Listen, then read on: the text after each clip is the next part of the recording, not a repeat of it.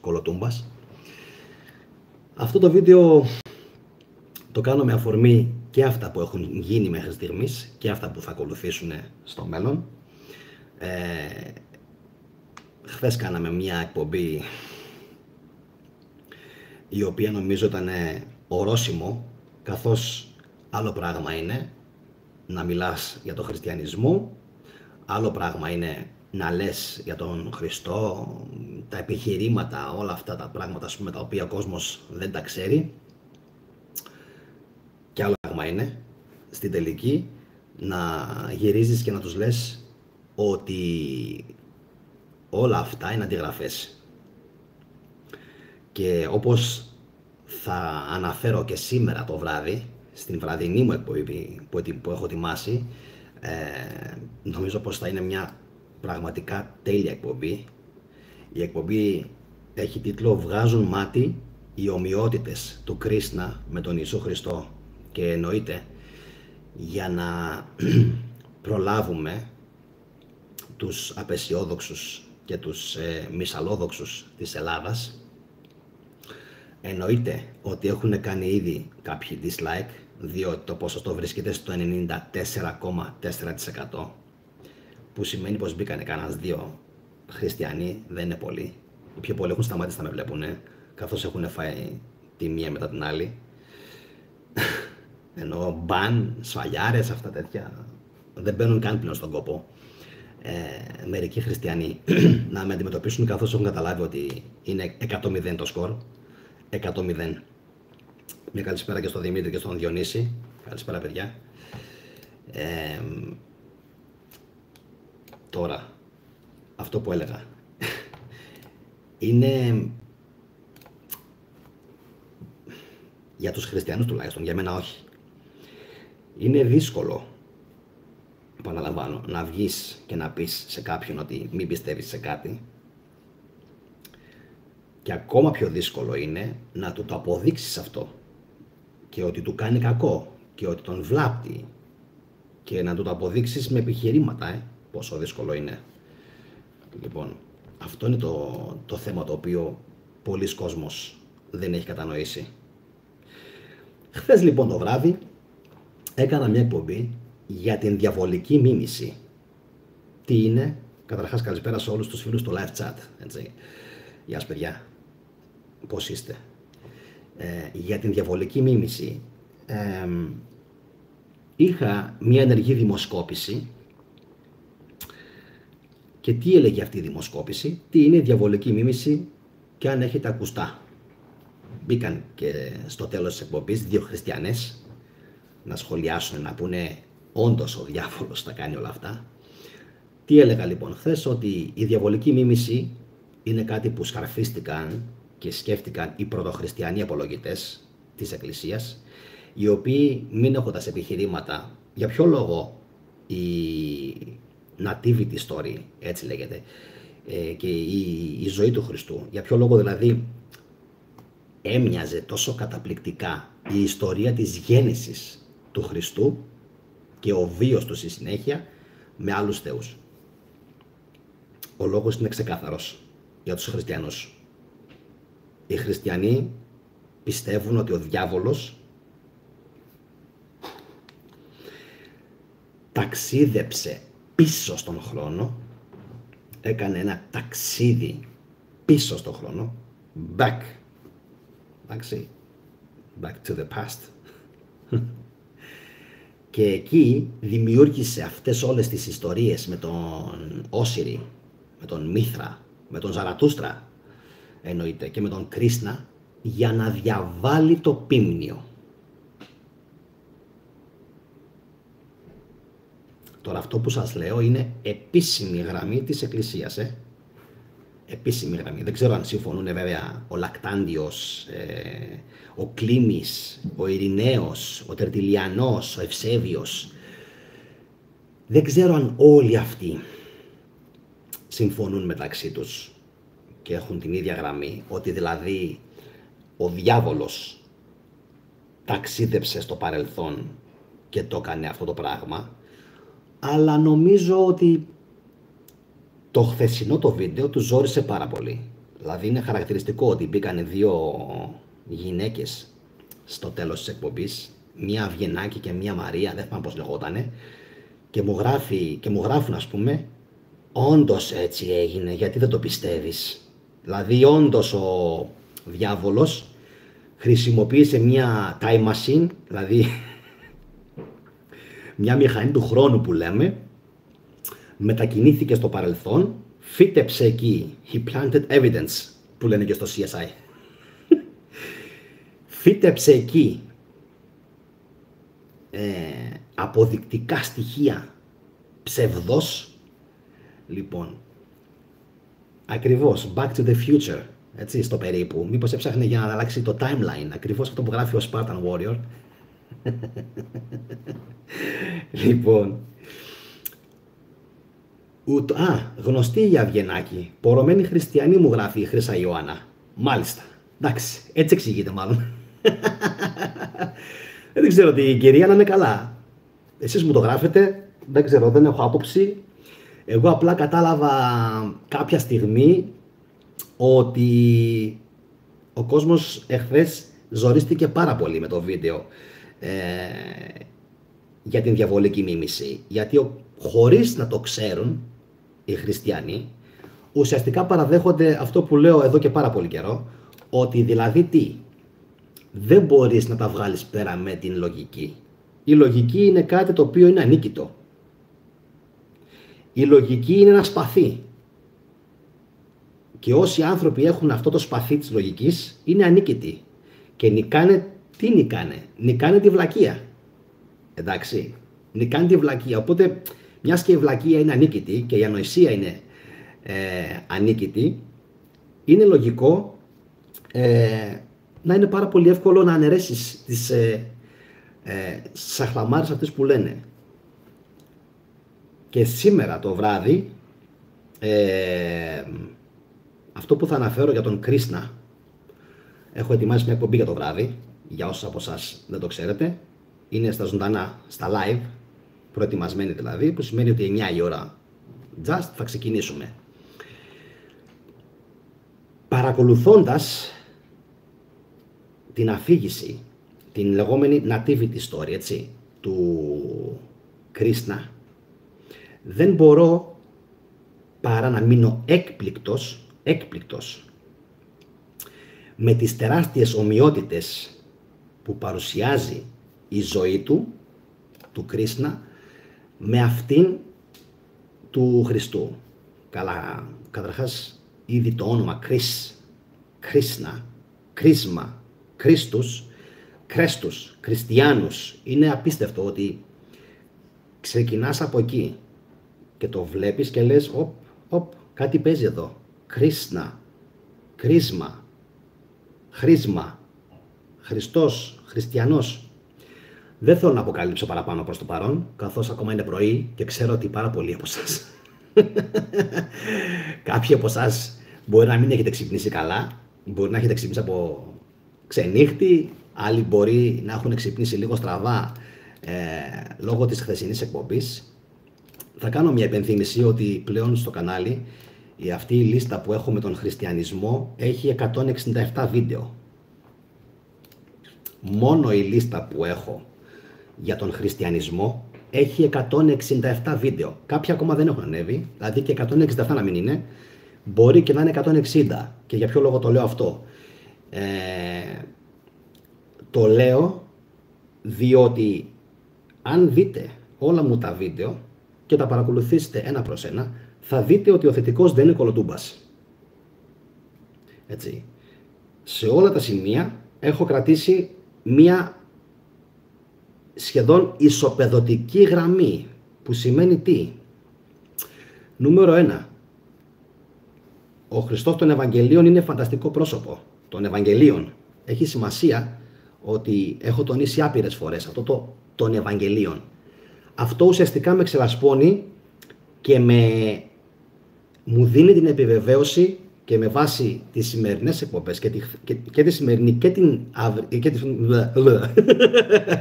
και τη χθεσινή που έκανα και τη σημερινή που θα κάνω, ότι όντως η βάση του καναλιού αυτή, τα 160 βίντεο, είναι αυτά. Ότι έχουν πάρει και αφηγούνται ένα ψευδές ιστορικό πρόσωπο. Εντάξει, το έχουν κάνει μεσιανικό. Δεν είναι δύσκολο να το καταλάβεις αυτό. Όσο περισσότερο μελετάς τις μυθολογίες της Ινδίας, της αρχαίας Ελλάδας και της λεκάνης της Μεσογείου, τόσο πιο πολύ καταλαβαίνεις ότι έχει πέσει αντιγραφή. Εντάξει, Παναθηναϊκός είμαι. Ρωτάει η Κωνσταντίνα τι ομάδα είσαι. Εντάξει. Οπότε αυτή η πρώτη γραμμή που είχα ξεκινήσει τότε με τον χριστιανισμό, ότι αυτό το πρόσωπο που μας αναφέρουν είναι φανταστικό. Τώρα, υπάρχει κάτι άλλο? Υπάρχει κάποιο άλλο ιστορικό πρόσωπο που το έχουν εξαφανίσει και το έχουν καπελώσει και μάλιστα έφτασαν σε σημείο να το χρησιμοποιήσουν αυτό? Ναι, υπάρχει. Υπάρχει ένας βασιλιάς. Να πω για άλλη μια φορά καλησπέρα σε όλους τους φίλους και να κάνετε like, παιδιά, γιατί αυτές οι εκπομπές από το κινητό δεν έχω τα εργαλεία μου για να σας βγάζω τις μπάρες με τα like, share και comment και τέτοια. Γράψτε μου και στα σχόλια ό,τι γουστάρετε, ό,τι επιθυμείτε. Λοιπόν, όσο λοιπόν περισσότερο μελετάς και όσο περισσότερο κάνεις διείσδυση στις αρχαίες μυθολογίες, τόσο περισσότερο αντιλαμβάνεσαι και καταλαβαίνεις ότι οι Ρωμαίοι έχουν κάνει μια μεγάλη αντιγραφή. Τόσο μεγάλη, την οποία δεν θα σας την φανερώσω ακόμα, θα τα πούμε το βράδυ. Από δράμα είμαι, Κωνσταντίνα. Ρωτάει από πού είσαι. Λοιπόν, εγώ είμαι Παοκτσού δηλαδή. Λοιπόν, το βράδυ σήμερα, καλησπέρα και στην Εμίλια, γεια σου Αντώνη μου, γεια σου Κώστα, Λίτσα μου, θα κάνω μία αποκάλυψη για τους Ρωμαίους, η οποία θα είναι μοναδική.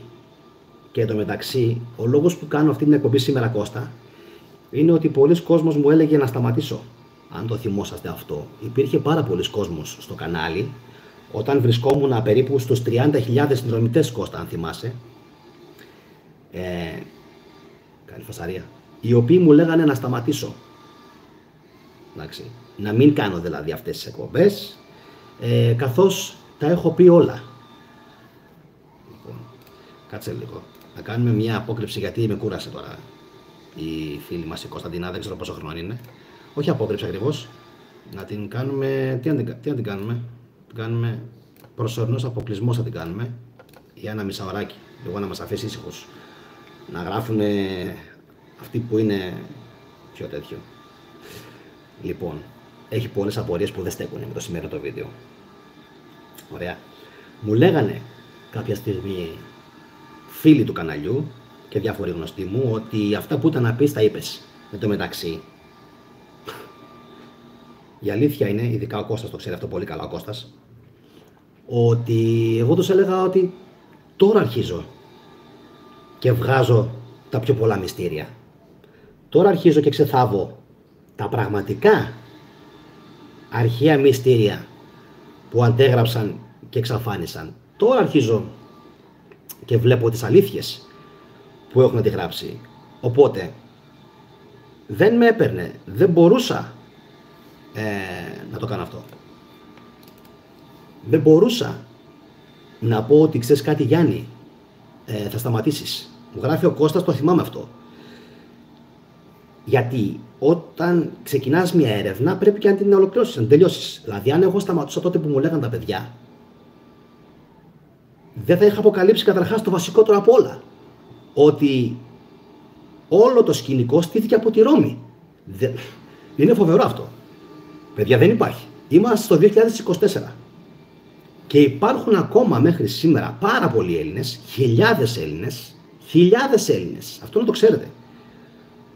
Είτε λόγω της Εκκλησίας, είτε λόγω της προπαγάνδας της Εκκλησίας, που δημιουργούν αντισημιτισμό και αντιεβραϊσμό και αντιιουδαϊσμό και αντιισραηλισμό. Εγώ το μόνο που με πειράζει με το Ισραήλ είναι η γενοκτονία της Παλαιστίνης, έτσι, που κάνουν τώρα οι σιωνιστές. όχι ο λαός του Ισραήλ, που κάνουν οι σιωνιστές της Αμερικής. Το ξεκαθαρίζω αυτό. Ο κόσμος δεν είχε ιδέα, λοιπόν, ότι όλα αυτά τα έκανε η Ρώμη. Και είναι άξιο απορίας, θα σας το πω και τώρα σε αυτήν την εκπομπή,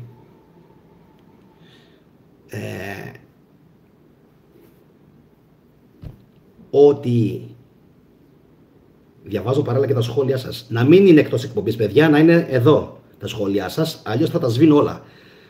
Ναι, θα κάνω κατάργηση. Δεν θέλω να είσαστε εκτός θέματος. Θέλω να είστε εδώ. Το λέω για τον Πάνο. Δεν μου αρέσει να φαίνονται άσχετα σχόλια σε βίντεο που μιλάμε για κάτι συγκεκριμένο. Έτσι πάνω μου, sorry κιόλας, αλλά δεν πειράζει. Με έχετε συνηθίσει ότι είμαι λίγο μπανάρω εύκολα και κόβω εύκολα σχόλια και καταργώ. Λοιπόν, δεν είναι αυτό το θέμα μας. Αυτό που θέλω να ολοκληρώσω και να πω είναι ότι οι Έλληνες σήμερα διακρίνονται από έντονο αντισημιτισμό, επειδή στα Ευαγγέλια το έχουν κάνει έτσι οι Ρωμαίοι, να φαίνεται ότι τα κάναν όλα οι Ιουδαίοι και οι Εβραίοι και οι Φαρισαίοι. Καμία σχέση. Ή οι Σαδδουκαίοι. Καμία σχέση. Να είσαι καλά, Χαρή. Όπως προκύπτει βάσει λογικής, βάσει ανάλυσης, βάσει ιστορίας και βάσει συγκριτικής κυρίως μελέτης και ιστορίας, τα κάναν όλα οι Ρωμαίοι. Και αυτό είναι κάτι το οποίο η Ελλάδα σήμερα το οφείλει σε μένα. Εγώ όμως δεν θα πω το οφείλει σε μένα, το οφείλει στους Αμερικάνους, τους ιστορικούς που κάνουν την έρευνα. Εγώ το φανέρωσα στους Έλληνες. Αυτή είναι η διαφορά. Γι' αυτό λέω ότι εγώ δεν είμαι κολοτούμπας. Γιατί από την πρώτη στιγμή υπήρχε μια υπόνοια ότι αυτό όλο το πράγμα δεν μπορεί να φύτρωσε έτσι εύκολα από τη φτωχολογιά του Ισραήλ. Έλα τώρα να σας πω και κάτι ακόμα, το οποίο δεν το έχει σκεφτεί κανένας. Ο Παύλος, αυτές οι ψευτοεπιστολές που έχει γράψει, τις γράφει, λέει, σε Εβραίους χριστιανούς. Σωστά. Στην Κόρινθο, στη Θεσσαλονίκη, αφού αναφέρεται σε συναγωγές. Κάντε μια παύση. Πατήστε παύση και σχολιάστε μετά από κάτω στο βίντεο. Γιατί αυτό και αν χρειάζεται σχολιασμό. Ελάτε. Είναι ένα σχόλιο που θα αφήσω πριν κλείσω την εκπομπή και σας ετοιμάσω και πάλι για την βραδινή μου εκπομπή. Λοιπόν, ακούστε. Πώς είναι δυνατόν ο Παύλος το 80, 90%, το 70, το 50, το 60, το 40 πότε έγραφε? Γιατί και αυτά όλα είναι υπό αμφισβήτηση πλέον. Να έγραφε σε Εβραίους, συμπατριώτες του, σε συναγωγές που είχαν ασπαστεί τον χριστιανισμό, λέει, γιατί τον είχαν ασπαστεί υποτίθεται. Και μετά όλο στοιχείως, και αναφέρομαι για Ταρσό, Κιλικία, Αντιόχεια, Μικρά Ασία, Καπαδοκία, Θεσσαλονικής, Κολοσιαίους, Εφέσιους, Κορίνθιους. Βλέπουμε ότι ο Παύλος σε μία άνευ προηγουμένου, θα έλεγε κανείς, ανιστόρητα για μένα, βάση, άνευ προηγουμένου λοιπόν καταιγίδα επιστολών, γράφει, λέει, προς τους χριστιανούς, Εβραίους φυσικά, όλων αυτών των ελληνικών των πόλεων. Τι λέτε ρε? Και τίθεται η απορία. Όλοι αυτοί μετά, τι γίνανε? Αυτοί όλοι οι Εβραίοι.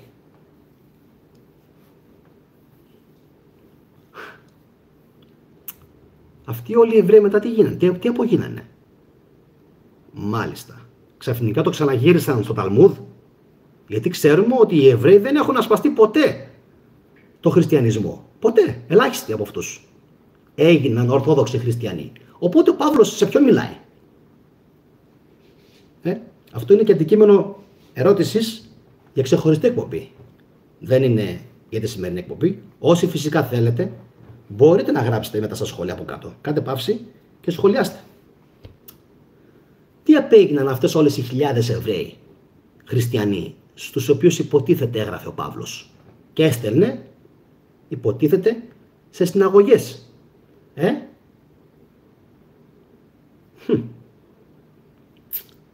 Προς την εκκλησία τάδε, προς την εκκλησία της τάδε περιοχής, προς την εκκλησία της τάδε περιοχής. Και λες, κάτι δεν πάει καθόλου καλά. Κάτι δεν πάει καθόλου καλά. Ο Αλέξανδρος γράφει, δεν έπαιξαν ρόλο και οι ελληνοποιημένοι Εβραίοι.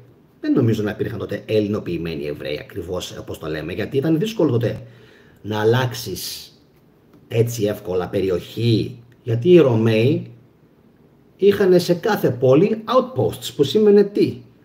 Οπουδήποτε για να περάσεις τα σύνορα, Αλέξανδρε, έπρεπε να δώσεις αυτό που λέμε και σήμερα, διαβατήριο. Θα το κάνω εκπομπή, παιδιά, αυτό. Αυτό το ερώτημα με τις εκκλησίες τότε που αναφέρει ο Παύλος, υποτίθεται το 50, που τότε δεν υπήρχε χριστιανοσύνη. Δεν υπήρχε. Ξεκίνησε να εδραιώνεται μετά την καταγραφή των Ευαγγελίων. Τροφή για σκέψη, λοιπόν. Τι μπορεί να σημαίνουν όλα αυτά? Ξέρω ότι πιο πολλοί από εσάς δεν έχετε ιδέα γιατί μιλάω. Το ξέρω. Εδώ εγώ δεν έχω. Που έχω φάει τη ζωή μου στα βιβλία αυτά. Ξέρω ότι οι περισσότεροι απλά θα με ακούν τώρα και θα λέτε, τι λέει πάλι, πού τα σκέφτηκε πάλι αυτά? Ναι, αλλά είναι γραμμένα στην Καινή Διαθήκη. Δεν τα σκαρφίζω από το μυαλό μου αυτά. Όλες οι επιστολές που γράφει ο Παύλος, υποτίθεται, είναι για τις εκκλησίες εκεί. Έφεσος, Θεσσαλονίκη, Κόρινθος και. Ρόδος. Εκκλησίες το 50. Το 50. Ο Ιώσιπος που γράφει την ιστορία, που είναι ο Παύλος, που γράφει την ιστορία το 70 και το 80 του Ιουδαϊκού πολέμου και της Ιουδαϊκής αρχαιολογίας, γιατί δεν αναφέρει τίποτα απολύτως? Τίποτα για αυτές τις εκκλησίες. Και γιατί δεν αναφέρει και για το λεγόμενο χριστιανικό κίνημα? Γιατί αν από το 40 ο Παυλάρας, υποτίθεται, μέχρι το 62 είχε ιδρύσει εκατοντάδες εκκλησίες, εντάξει, καμία περίπτωση δεν υπάρχει να υπήρχε ούτε μία εκκλησία. Ούτε μία εκκλησία. Αυτό που γράφει και ο Κώστας. Ούτε μία περίπτωση δεν υπάρχει. Τώρα, επειδή το βίντεο αυτό, Κώστα μου, και οι λοιποί φίλοι που είστε μέσα 126, για καθόλου άσχημα για Κυριακή μεσημέρι, είναι ο θετικός, δεν είναι φθορός κολοτούμπας σαν μερικούς. Θα ήθελα να πω έναν διάλογο που είχα πριν λίγο με τον Αστέριο, ο οποίος με ρώτησε για τα ονόματα ή μου ανέφερε, αν θέλετε, κάποια ονόματα Ελλήνων YouTubers που είναι φοβερές κολοτούμπες. Και εκτός από φοβερές κολοτούμπες είναι και γλυφτράκια του συστήματος. Εγώ τους λέω γλύφτες YouTubers είναι αυτοί όλοι, γλύφτες Έλληνες YouTubers, οι οποίοι δεν θέλουν να πούν την αλήθεια στον κόσμο. Θέλουν να δημιουργήσουν σκαλοπάτια. Θέλουν να δημιουργήσουν γέφυρες. Γέφυρα. Να δημιουργήσεις, μαλάκα, θες γέφυρα ανάμεσα στην Ελλάδα και τον χριστιανισμό, που ο χριστιανισμός ήρθε και την πάτησε και την έσβησε και την έλειωσε και δεν ήθελε να ακούει τίποτα για τον ελληνισμό. Κοίτα, αυτό το χέρι μου από εδώ κάτω είναι ο ελληνισμός και αυτό είναι ο χριστιανισμός. Και εσύ σήμερα, χριστιανέ, λες ότι αυτά τα δύο είναι ένα. Όταν όμως εμφανίστηκες, τον πάτησες αυτόν κάτω, τον εξαφάνισες, τον διέλυσες, του κατέστρεψες, του γκρέμισες τα ιερά, του κλέψες τη θρησκεία μέσα από τα χέρια, αυτό εδώ το πάνω χέρι, ο χριστιανισμός. Γκρέμισε, διέλυσε, ισοπαίδωσε τα πάντα και σήμερα, επειδή τους έχουμε ισοπεδώσει εμείς με τη γνώση και με τη μόρφωσή μας και με τη διανόησή μας και δεν ξέρουν τι να απαντήσουν, λένε είμαστε ένα. Είστε ένα. Δεν είμαστε καθόλου ένα. Είπα στον Αστέριο ότι για να καταλάβεις την διαφορά που έχει ο ελληνισμός με τον χριστιανισμό, είναι ότι ο χριστιανισμός σε πηγαίνει προς ένα γκρεμό και σου λέει πήδα. Πήδα και ο Θεός θα σε πιάσει. Ο ελληνισμός σου λέει κάτσε μορφώσου. Μάθε ότι την φυσική δεν μπορείς να την κερδίσεις. Και αν πηδήξεις από τον γκρεμό θα πεθάνεις. Αυτό φυσικά δεν σημαίνει ότι ο κόσμος στον οποίο ζούμε όντως δεν είναι μαγικά πλασμένος και δεν έχει ομορφιά. Έχει. Αλλά δεν είναι αυτό το παραμυθάκι που έχουν μάθει στους Έλληνες οι χριστιανοί. Αν ήταν, το είπα και χθες σε μια εκπομπή, θα υπήρχαν αγάλματα έξω από τους ναούς των 12 θεών. Πού είναι λοιπόν αυτό το πράγμα? Για απαντήστε μου λίγο στα σχόλια κάτω, γράψτε μου. Πόσα αγάλματα των 12 θεών έχετε δει έξω από χριστιανικές εκκλησίες? Πόσα αγάλματα Ελλήνων ηρώων έχετε δει? Έχετε δει μόνο από ιερείς παπάδες? Χαλάλι. Γράψτε μου λοιπόν κάτω στα σχόλια. Πόσα αγάλματα Ελλήνων θεών έχετε δει έξω από εκκλησίες χριστιανικές και τολμούν να μιλάνε για ελληνοχριστιανισμό? Γράψτε μου. Έχετε πάει σε κάποιο μέρος της Ελλάδας όπου υπάρχουν αυτά που σας αφηγούμε εγώ τώρα? Όχι. Γιατί? Το αφήνω σε εσάς να το απαντήσετε και θα κλείσω με ένα τελευταίο σχόλιο που γράφει ο Χάρης Ζαχυρόπουλος. Άλλαξα τις σκέψεις μου για τον χριστιανισμό από τότε που άρχισα να σε παρακολουθώ, λέει ο Χάρης. Και δεν είσαι ο μόνος, Χάρη. Υπάρχουν χιλιάδες Έλληνες. Άλλοι τόσοι φυσικά με καταπολεμάνε και με λιδωρούν και προσβάλλουν το όνομά μου, αλλά να ξέρεις ότι στο τέλος θα κερδίσει η γνώση και η θετική ντοπαμίνη. Στο τέλος θα κερδίσουμε εμείς και θα χάσουν αυτοί. Δεν χτυπιέται η γνώση. Ούτε η ιστορική γνώση χτυπιέται. Ούτε η ιστορική αλήθεια χτυπιέται. Αυτά είναι πράγματα που δεν μπορούν ούτε να τα ισοπεδώσουν, ούτε να τα καταπολεμήσουν. Από εκεί και πέρα, όπως σας είπα και πριν, δεν έχει καμία σχέση η Ελλάδα με τον χριστιανισμό και όσο πιο γρήγορα το καταλάβει αυτό κάποιος, τόσο πιο γρήγορα θεραπεύεται από πολλές νόσους. Καλό μεσημέρι σε όλους. Σας περιμένω 9 η ώρα το βράδυ στην εκπομπή «Ο Κρίσνα και ο Ιησούς Χριστός». Οι τρομερές ομοιότητες και πώς αντέγραψαν οι Ρωμαίοι αυτοκράτορες τον Ινδουισμό. Σας περιμένω 9 η ώρα το βράδυ. Να είστε όλοι καλά. Γεια σας.